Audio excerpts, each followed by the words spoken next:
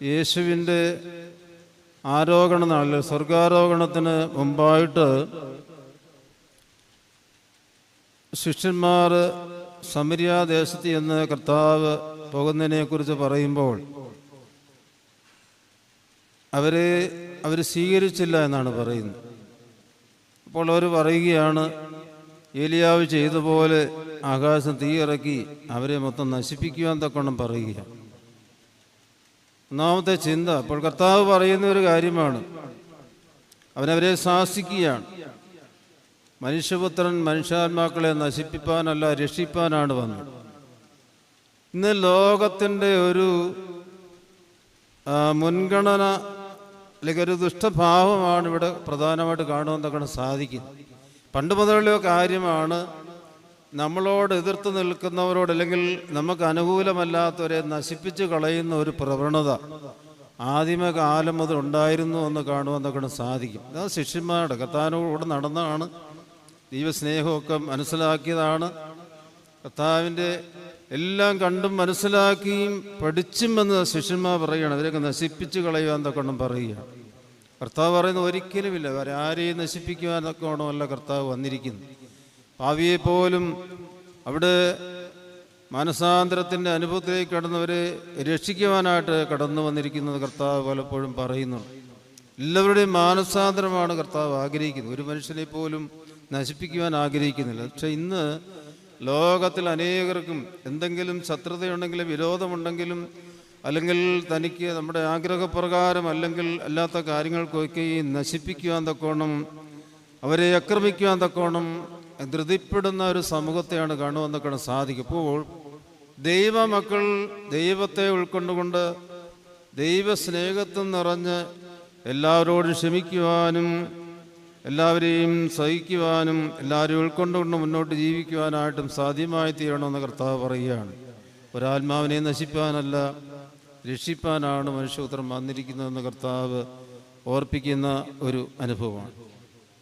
രണ്ടാമത്തെ ഒരു ഭാഗം കാണുവാൻ തക്കണം സാധിക്കുന്നത്, അവിടെ കർത്താവിൻ്റെ അടുക്കിലേക്ക് 2-3 കൂട്ടർ അല്ലെ 2-3 വ്യക്തികൾ 2-3 പേര് കൂട്ടരെ പ്രതിനിധീകരിച്ചുകൊണ്ട് കടന്നു വരികയാണ്. ഒരാൾ കർത്താവ് ഞാൻ പോകുന്നിടത്തല്ല, നീ പോകുന്നിടത്തല്ല, ഞാൻ വരാമെന്ന് പറയുകയാണ്. അപ്പോൾ കർത്താവിൻ്റെ അടുക്കൽ വന്നാൽ എന്തെങ്കിലുമൊക്കെ നേടാൻ സമ്പാദിക്കുക എന്നുള്ള ഒരു ധാരണയോടുകൂടിയാണ് ആ ശിഷ്യൻ വരുന്നത്. അതുകൊണ്ടാണ് കർത്താവ് പറയുന്നത്, എനിക്കൊന്നുമില്ല, കുറുനരികൾക്കാണെങ്കിൽ കൂടുണ്ട്, അതുപോലെ തന്നെ കുഴിയുണ്ട്, പറകൾക്ക് കൂടുണ്ട്, പക്ഷേ മനുഷ്യപുത്രന് തലചായ്പാൻ പോലും ഇടയില്ല എന്നാണ് പറയുന്നത്. ഇപ്പോൾ സ്വന്തമായിട്ട് ഈ ലോകപ്രകാരം ഒരു സമ്പാദ്യമില്ലാത്ത ഒരനുഭവത്തിലാണ്. അതുകൊണ്ട് ആ ഒരു ലക്ഷ്യത്തോടെ കടന്നു വന്നാൽ എൻ്റെ അടുക്കുന്നൊന്നും ലഭിക്കുകയില്ല എന്ന് പറയുകയാണ്. പിന്നീട് ഒരാൾ വന്ന് കർത്താവിനോട് ചോദിക്കുമ്പോൾ അവിടെ പറയുകയാണ്, ഞാൻ വീട്ടിൽ പോയി എല്ലാവരോടും അനുവാദമൊക്കെ മേടിച്ചുകൊണ്ട് വീട്ടിലെ കാര്യങ്ങൾ ക്രമീകരിച്ചുകൊണ്ട് കടന്നു വരുവാൻ തൊക്കണം ആഗ്രഹിച്ചു പറയുകയാണ്. അവനും കർത്താവിൻ്റെ പിന്നാലെ വരുവാൻ ശിഷ്യനാവുക എന്നൊക്കെ യോഗ്യനില്ല എന്ന് പറഞ്ഞുകൊണ്ട് അവൻ മടങ്ങിപ്പോകുന്നതായിട്ട് കാണുവാൻ തൊക്കെ സാധിക്കും. വേറൊരാൾ കടന്നു വന്ന് പറയുകയാണ്, ഞാൻ ഞങ്ങളുടെ വീട്ടിലെ മരിച്ചവരെയൊക്കെ അടക്കം ചെയ്ത് എല്ലാം കഴിഞ്ഞതിന് ശേഷം മടങ്ങി വരാമെന്ന് പറയും. കാരണം എല്ലാ കാര്യങ്ങളും ക്രമീകരിച്ച് അവസാന സമയത്ത് ദൈവത്തിൻ്റെ സന്നിധിയിൽ കടന്നു വരുവാൻ തക്കണോ ആഗ്രഹിക്കുന്ന ഒരു സമൂഹം ഇന്ന് വളരെ കൂടുതലായിട്ടുണ്ട്. അതുവരെയൊക്കെ എങ്ങനെയെങ്കിലും ജീവിക്കാം, ഇഷ്ടം പോലെയൊക്കെ ജീവിക്കാം, അവസാന നാളുകളെങ്കിലും ദൈവത്തിൻ്റെ സന്നിധിയിലേക്ക് കടന്നു വന്ന് ദൈവത്തോട് ചേർന്ന് നിൽക്കാൻ തക്കൊണ്ട് ആഗ്രഹിക്കുന്ന ഒരു മനുഷ്യൻ്റെയും പക്ഷെ നമ്മുടെ ആയുസ് ഒന്നും നമ്മൾ അറിയുന്നില്ല. നമ്മുടെ ആയുസ്സൊന്നും അറിയാത്തത് കൊണ്ട് എപ്പോഴും ഒരുക്കത്തോടെ ഇരിക്കുവാൻ തക്കൊണ്ടാണ് കർത്താവ് ആഗ്രഹിക്കുന്നത്. ഇപ്പോൾ കർത്താവിന് വേണ്ടി വേല ചെയ്തുകൊണ്ട് ഒരുക്കത്തോടെ ഇരിക്കുവാൻ തക്കോണം ദൈവം തമ്പുരാൻ ആഗ്രഹിക്കുമ്പോൾ ഈ ലോകത്തിലെ ഭൗതികമായിട്ടുള്ള എല്ലാ കാര്യങ്ങളും ക്രമീകരിച്ചതിന് ശേഷം ഒരിക്കലും കർത്താവിനെ പൂർണ്ണമായിട്ട് പിന്തുടരുവാൻ സാധിക്കില്ല എന്ന് കർത്താവ് വളരെ വ്യക്തമായിട്ട് ഇവിടെ പറയുകയാണ്. മൂന്നാമതൊരു കാര്യം പറയാൻ തൊക്കെ ആഗ്രഹിക്കുക, ഇന്ന് നമ്മളെല്ലാവരും ലോകമൊക്കെയും പെരുന്നാൾ ആഘോഷിക്കുന്ന ഒരു പരിശുദ്ധനാണ് മാർ ഗീവർഗീസകത. 3-ാം നൂറ്റാണ്ടിൽ ജീവിച്ച് റോമ പടയാളി ആയിരുന്ന് അവിടെ സത്യവിശ്വാസത്തിന് വേണ്ടി പോരാടി മരണം വരിച്ച ഒരു വ്യക്തിയാണ്, മഹാനായ വ്യക്തിയാണ്. അനേക പീഡനങ്ങളൊക്കെ ഏറ്റു. ആ ദൈവത്തെ മറന്ന് അതുപോലെ മറ്റ് വിഗ്രഹങ്ങളെയൊക്കെ ആരാധിച്ചുകൊണ്ട് ജീവിച്ചാൽ സ്ഥാനമാനങ്ങളും ഉന്നതമായിട്ടുള്ള പദവികളും ഒക്കെ വാഗ്ദാനം ചെയ്തിട്ടും കർത്താവിന് വേണ്ടി ഒരു നല്ല ഭടനായിട്ട് പോരാടുവാൻ തക്കോണം ആഗ്രഹിച്ച് ജീവിച്ച ഒരു വ്യക്തിയാണ് ഗീവർഗീസ് സഹദ.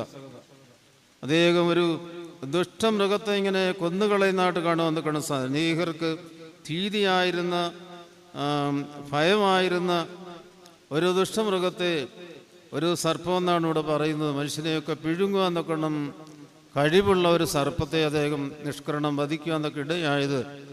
ഇപ്പോൾ ദുഷ്ടന്മാരുടെയൊക്കെ പ്രതീകമായിട്ട്, അല്ലെ ദുഷ്ടശത്രുക്കളൊക്കെ പ്രതീകമായിട്ടാണ് അതിനെ ഇവിടെ വിവരിക്കുവാന്നൊക്കെ സാധിക്കും. അപ്പോൾ ശത്രുക്കളെയൊക്കെ ഇങ്ങനെ എതിർത്തുകൊണ്ട്, ദുഷ്ടതയൊക്കെ ഇങ്ങനെ വെറുത്തുകൊണ്ട് ദൈവത്തിന് വേണ്ടി ഘോരഘോരം പോരാടിയ ഒരു മഹാനായ വ്യക്തിയാണ് ഗീവർഗീസ് സഹദ. അദ്ദേഹത്തിൻ്റെ മധ്യസ്ഥയിൽ അഭയം പ്രാപിച്ചുകൊണ്ട് മുന്നോട്ട് ജീവിക്കുമ്പോൾ നമ്മുടെ ജീവിതത്തിലും ദൈവത്തിന് വേണ്ടിയൊക്കെ എന്തെങ്കിലുമൊക്കെ ത്യജിച്ചുകൊണ്ട് ദൈവത്തെ മുൻനിർത്തിക്കൊണ്ട് മുന്നോട്ട് ജീവിപ്പാനായിട്ട് നമുക്കും ഇടയായി തീരട്ടെ. കർത്താവ് പറയുന്നുണ്ട്, ഒരുവനെ അനുഗമിക്കാൻ ഇച്ഛിച്ചാൽ തൻ്റെ ക്രൂസ് എടുത്തുകൊണ്ട് എന്നെ അനുഗമിക്കട്ടെ എന്നാണ് പറയുന്നത്. അങ്ങനെ അനുഗമിച്ചാൽ അനേകമായിട്ടുള്ള സഹോദരീ സഹോദരന്മാരും മാതാപിതാക്കളൊക്കെ ലഭിക്കുമെന്നാണ് പറയുന്നത്. ദൈവമക്കൾക്കൊക്കെ അങ്ങനെ ലഭിച്ചുകൊണ്ടിരിക്കുകയാണ്. അതുകൊണ്ട് ഈ ലോകപ്രകാരം നമുക്ക് നമ്മുടെ എന്തെങ്കിലുമൊക്കെ ത്യജിച്ചുകൊണ്ട് കർത്താവിൻ്റെ അടുക്കിലേക്ക് കടന്നു വരുവാൻ തൊക്കെ സാധിക്കണം. ഭൗതികമായിട്ട് എല്ലാ കാര്യങ്ങളും ഒരുമിച്ച് കൊണ്ടുപോകാൻ തൊക്കെ ഒരിക്കലും ദൈവത്തോട് ചേർന്ന് നിൽക്കുവാൻ തൊക്കെ സാധിക്കില്ല എന്നുള്ള ഒരു സത്യം നമ്മളെ മനസ്സിലാക്കുവാൻ തൊക്കണം ഈ വേദഭാവമൊക്കെ നമ്മളെ ഓർപ്പിക്കുകയാണ്. അതുകൊണ്ട് ഭൗതികമായിട്ടൊക്കെ എന്തെങ്കിലും ഒക്കെ ഇങ്ങനെ ത്യജിച്ചുകൊണ്ട് ദൈവത്തിന് വേണ്ടി അല്പം കഷ്ടതകളും പ്രയാസങ്ങളൊക്കെ സഹിച്ചുകൊണ്ട് മുന്നോട്ട് ജീവിക്കാനായിട്ട് സാധിക്കുമ്പോൾ ദൈവം ഒരുക്കിയിരിക്കുന്ന വലിയ വാഗ്ദാനം പ്രാപിക്കുവാൻ, ആ വലിയ സ്വർഗരാജ്യത്തിൻ്റെ അനുഭവം പ്രാപിക്കാൻ നോക്കണം നമുക്ക് സാധ്യമായിത്തീരും. ഞാൻ 2-3 കാര്യം ഓർപ്പിച്ചത്, ഒന്ന്, ഒരു മനുഷ്യനെ പോലും നശിപ്പിക്കുവാൻ നോക്കണം ദൈവം തമ്പുരാൻ ആഗ്രഹിക്കുന്നത്, അവരെയൊക്കെ രക്ഷിക്കുവാനായിട്ടാണ്. ഇപ്പോൾ നമ്മുടെ എല്ലാം ദൗത്യം തന്നെയാണ്. ആരോടും ശത്രുത പുലർത്താതെ നശിപ്പിക്കുവാതെ രക്ഷിക്കുവാൻ നോക്കണമുള്ള ശ്രമം. രണ്ടാമത്, കർത്താവിൻ്റെ ആ വലിയ സമ്പത്തുകളും ഒക്കെ അല്ലെങ്കിൽ വലിയ പദവികളും ഒക്കെ ആഗ്രഹിച്ചുകൊണ്ട് കർത്താവിൻ്റെ സന്നിധിയിൽ കടന്നു വന്നാലും വീട്ടുകാര്യങ്ങളെല്ലാം ക്രമീകരിച്ചതിന് ശേഷം വരാം, എല്ലാ കാര്യങ്ങളും നടത്തി പൂർത്തീകരിച്ചതിന് ശേഷം അവസാനത്തിൽ വരാം എന്നൊക്കെയുള്ള ചിന്തയുള്ള മനുഷ്യരോട് അത് മറ്റുള്ളവർ ആ കാര്യങ്ങളൊക്കെ ചെയ്തിട്ട് നീ ദൈവരാജ്യം അറിയിക്കുക എന്ന് പറഞ്ഞുള്ള ഒരു സുവിശേഷമാണ് കർത്താവ് അറിയിക്കുന്നത്. അതുകൊണ്ട് ദൈവത്തെ പൂർണ്ണമായിട്ട് പിൻപറ്റിക്കൊണ്ട് നമ്മൾ ഏതവസ്ഥയിലായിരുന്നാലും കർത്താവിനെ പിൻപറ്റിക്കൊണ്ട് ജീവിക്കുവാൻ കട്ടപ്പെട്ടവരാണെന്നുള്ള കാര്യം ഓർപ്പിക്കുകയാണ്. പരിശുദ്ധ ഗീവർഗീസ് സഹദ ഈ ലോകപ്രകാരമായിട്ടുള്ള പല കാര്യങ്ങളും ത്യജിച്ചുകൊണ്ട് കർത്താവിനെ മുൻനിർത്തി ജീവിച്ചതുകൊണ്ട് അദ്ദേഹം ഏറ്റവും വലിയ രക്തസാക്ഷി മരണം പ്രാപിക്കുവാനും അതുപോലെ അനേകർക്ക് മധ്യസ്ഥനായിരിക്കുവാനായിട്ടും സാധിച്ചതുപോലെ നമ്മുടെ ജീവിതത്തിലും ഈ ലോകപ്രകാരമുള്ള പല കാര്യങ്ങളും ത്യജിച്ചുകൊണ്ട് കർത്താവിനോട് കൂടെ പറ്റി നിൽക്കുവാൻ നോക്കണം നമുക്ക് സാധ്യമായി തീരട്ടെ. അങ്ങനെ നല്ലവരെന്തെങ്കിലും പ്രാപിപ്പാൻ നമുക്ക് എല്ലാവർക്കും ഇടയായിട്ട് നല്ല പ്രാർത്ഥനയോട് എൻ്റെ എളിയ വചനങ്ങൾ നടത്തുന്ന ഓരോരുത്തരെയും അനുഗ്രഹിക്കട്ടെ.